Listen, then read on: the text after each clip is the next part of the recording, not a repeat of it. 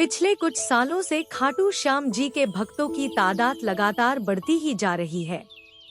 कहा जाता है कि खाटू श्याम बाबा जिस किसी के सर पर अपना हाथ रख देते हैं वो जीवन में कभी हारता नहीं है, इसीलिए उन्हें हारे का सहारा भी कहा जाता है।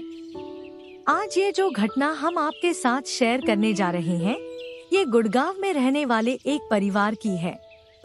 ये घटना अभी 2 महीने पहले अक्टूबर की ही है।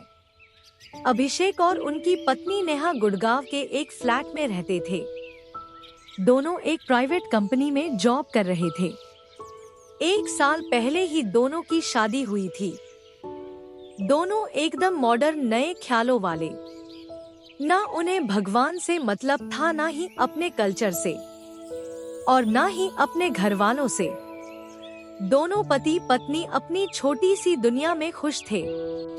दिन भर जॉब करना और रात में पार्टी, इसके अलावा उन्होंने और कोई दुनिया देखी ही नहीं थी। ऐसे ही समय बीत रहा था। कुछ दिन बाद अभिषेक और नेहा को पता चला कि वो दोनों माता पिता बनने वाले हैं। ये खबर सुनकर दोनों की खुशी का ठिकाना ना रहा। दोनों ने ये खबर सबसे पहले अपने माता पिता को दी। अभिषेक के माता पिता कानपुर में रहते थे। ये खबर सुनकर अभिषेक की मां सुनैना जी ने कहा, बेटा ये तो तूने बहुत खुशी की खबर सुनाई, लेकिन अब बहू को बहुत ध्यान से रहने की जरूरत है। तू अब उसकी नौकरी छुड़वा दे और मैं वहाँ आ जाती हूँ। बच्चा होने तक मैं अच्छे से बहू का ध्यान रखूंगी। तभी नेहा उन्हें आने के लिए मना कर देती है। अभिषेक नेहा को समझता है कि माँ को आ जाने दो, वो तुम्हारा अच्छे से ध्यान रख लेंगी।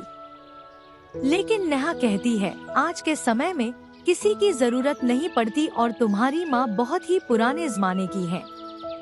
मैं एक अच्छी सी मैड रख लूंगी अपना ध्यान रखने के लिए, और आगे जरूरत पड़ी तो एक नर्स हायर कर लेंगे।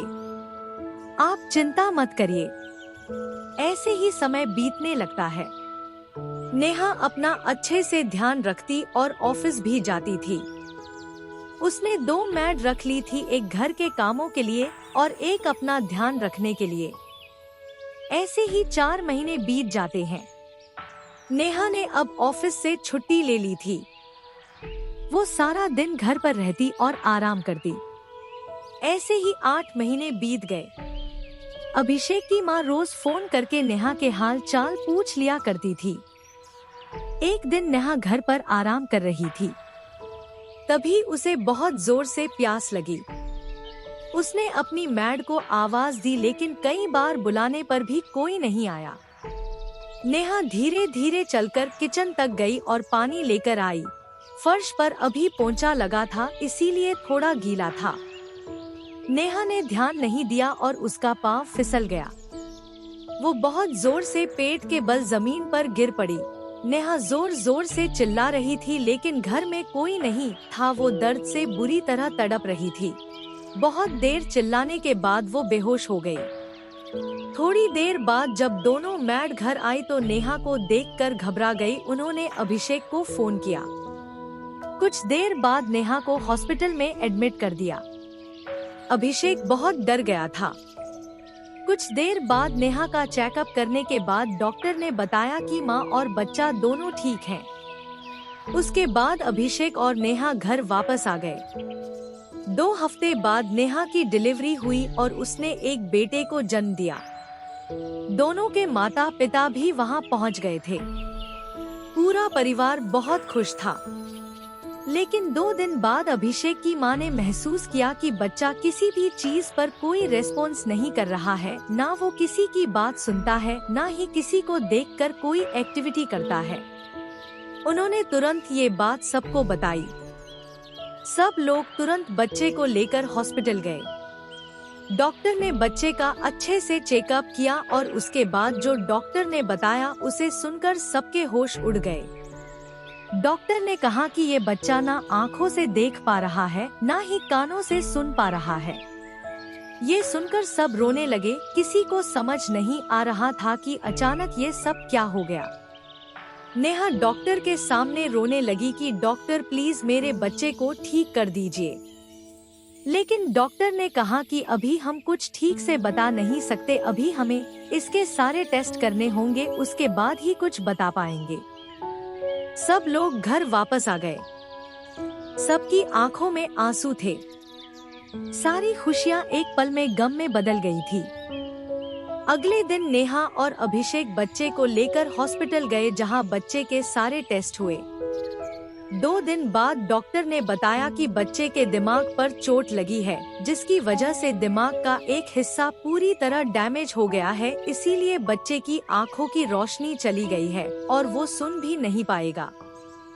तब अभिषेक ने कहा कि डॉक्टर, लेकिन ऐसा कैसे हो सकता है, बच्चे को चोट कैसे लग सकती है?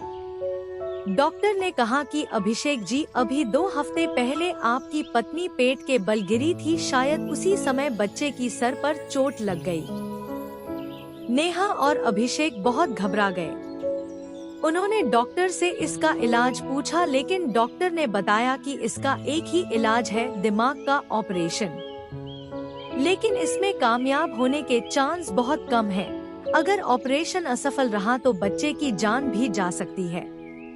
नेहा और अभिषेक रोते हुए घर वापस आ गए। अगले दिन दोनों बच्चे को लेकर शहर के सबसे अच्छे दिमाग के डॉक्टर के पास गए, लेकिन वहां से भी यही जवाब मिला। 2 महीने तक दोनों बच्चे को लेकर जगह जगह भटकते रहे, अच्छे से अच्छे हॉस्पिटल और डॉक्टर के पास, लेकिन सब जगह से एक ही जवाब मिला, ऑपरेशन।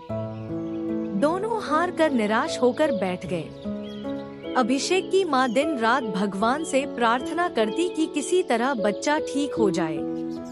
नेहा बहुत उदास रहने लगी थी। वो जब भी अपने बच्चे की तरफ देखती उसका मन रोने लगता। ऐसे ही 3 साल बीत गए। दोनों की जो थोड़ी बहुत आस थी वो भी अब खत्म हो चुकी थी। अभिषेक की मां यही रहकर बच्चे की देखभाल कर रही थी। एक दिन सब लोग बैठे बातें कर रहे थे, तभी उनकी एक पड़ोसन आई और सबको प्रसाद देने लगी।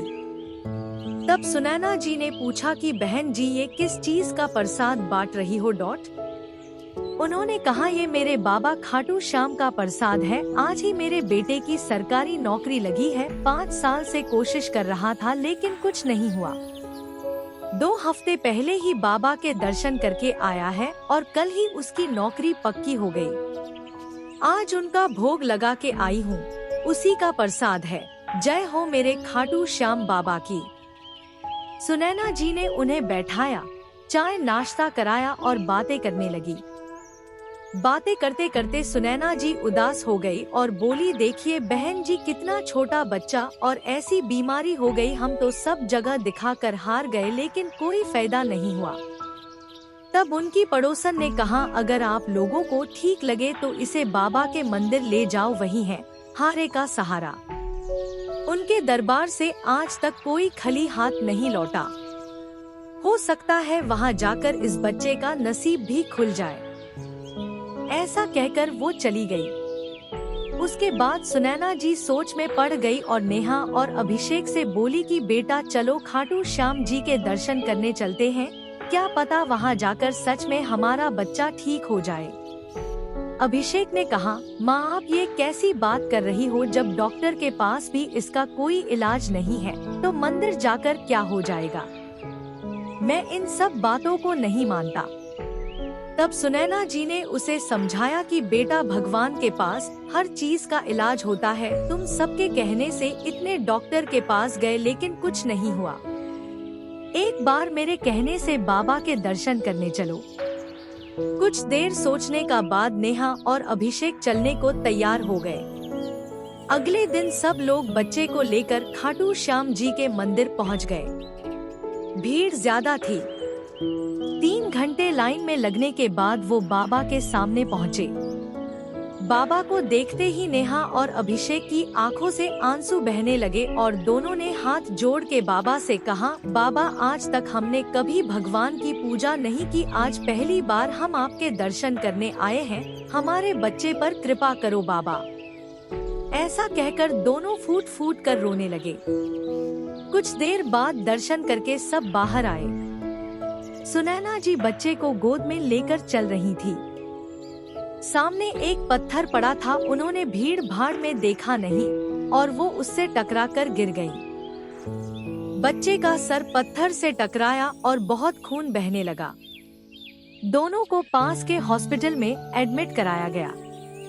सुनैना जी को थोड़ी ही चोट आई थी, लेकिन बच्चा बेहोशी की हालत में था, उसके सर में ज्यादा चोट आई थी। सारा दिन बीत गया लेकिन बच्चे को होश नहीं आया था। डॉक्टर भी कुछ समझ नहीं पा रहे थे। नेहा का रो रोकर बुरा हाल हो रहा था।